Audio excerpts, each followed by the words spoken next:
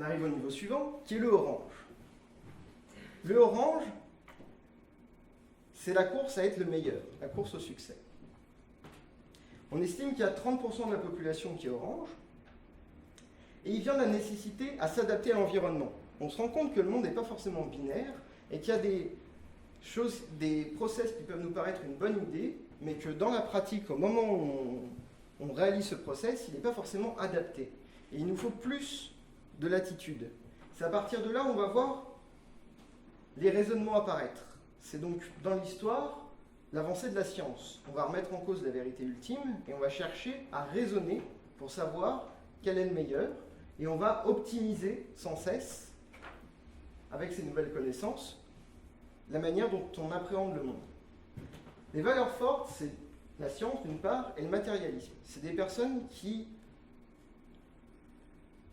ressentent le bonheur fortement associé aux valeurs matérielles. Plus elles ont d'objets, plus elles accumulent d'objets, et plus elles se sentent heureuses. Dans une organisation, c'est des organisations très stratégiques. Le orange pense à long terme et moyen terme. On voit le monde comme plein d'occasions à saisir, et l'organisation, on va briser les silos qu'on avait dans l'organisation bleue, et on va revenir à une organisation plus orientée projet. Et on va donner plus de latitude au projet. On va voir dans les outils comment on met en place ces projets. Pour les salariés, l'important, c'est d'être le meilleur. Ce qui compte, c'est le résultat. On a une phrase qui revient souvent, c'est la fin justifie les moyens. On est orienté résultat et on met les moyens qu'il faut pour atteindre nos résultats. On recherche une liberté d'action qui va nous permettre de mener à bien notre projet. Et on est très orienté projet. Alors les outils pour motiver et impliquer ces personnes, on a dans un premier temps les objectifs moyens et long terme, on a la mise en place de stratégies. C'est là où on va voir apparaître le big data et tout ce qui est outils prédictifs, qui vont être fortement utilisés par ce niveau de couleur. On va voir de l'autre côté, on va s'axer projet, c'est-à-dire qu'en fait, on va avoir des équipes qui vont réunir plusieurs domaines de compétences dans un projet commun. Et on va multiplier ces équipes en fonction du nombre de projets qu'on doit lancer pour atteindre notre stratégie.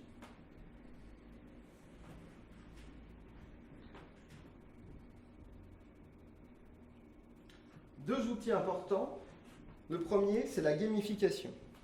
La gamification, notamment sur les tâches à faible valeur ajoutée. La gamification, on a du coup tout ce côté stratégique qu'on peut mettre en œuvre très facilement dans la gamification. On a un côté récompense qui est présent aussi dans la gamification. Et en fait, l'idée, c'est de dire que quand vous regardez le monde actuel, vous avez des centaines de millions de personnes qui jouent à Candy Crush. Candy Crush, c'est des tâches hautement répétitives. Vous déplacez des blocs pour faire des séries de 3 ou 4 qui disparaissent. Et pourtant, tout le monde, ces centaines de millions de personnes se connectent plusieurs fois par jour pour le faire. Ce qui prouve que la gamification, on a un vecteur de motivation et d'implication énorme. Si on met en place des stratégies qui sont utilisées dans les jeux vidéo et qui ont été prouvées par les neurosciences, on peut facilement motiver et impliquer les oranges qui sont dans cette compétition et dans cet accès à l'objectif. Le deuxième, c'est la coopétition. La coopétition, l'idée, c'est d'implanter les lois du marché à l'intérieur de l'organisation. Au lieu d'avoir, par exemple, un énorme service RH, on va scinder le service RH en plusieurs petites équipes, de 30 à 100 personnes. Ces petites équipes vont avoir une philosophie, une façon de faire différente. Elles vont voir la manière de réaliser leurs tâches différemment. Et quand on va avoir besoin des fonctions du RH, l'équipe va pouvoir sélectionner quelle équipe de RH elle veut utiliser. Et par cette sélection naturelle, on va sponsoriser les équipes qui ont la meilleure solution possible pour répondre à la problématique, du moins qui colle à la problématique des équipes en interne.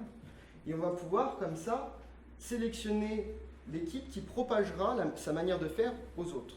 Elle va pouvoir expliquer comment elle fonctionne et la proposer aux autres équipes qui pourront reproduire le fonctionnement. Ce qui nous permet de tester énormément de façons de fonctionner et de les mettre en compétition. Et la compétition nous dira laquelle est la meilleure et laquelle on pourra répliquer.